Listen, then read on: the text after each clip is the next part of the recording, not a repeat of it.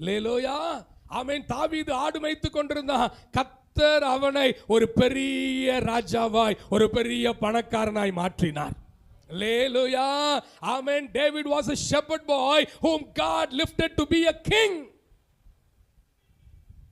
but that never changed the way he worshiped God. ஹல்லேலூயா. அவன் ராஜாவானது அவன் கர்த்தரை எப்படி ஆராதித்துக் கொண்டிருந்தானோ அதை ஒருபோதும் மாற்றவில்லை. கையை வைத்து அல்லேலூயா சொல்லுங்க. ஹல்லேலூயா. அவனுக்கு தெரியும் இந்த ஆசீர்வாதம் எல்லாம் தேவன் எனக்கு கொடுத்திருக்கிறார். அவனுடைய வாஞ்சையெல்லாம் என்னவா இருந்தது தெரியுமா? கர்த்தருக்கு ஒரு ஆலயத்தை கட்டுவேன்.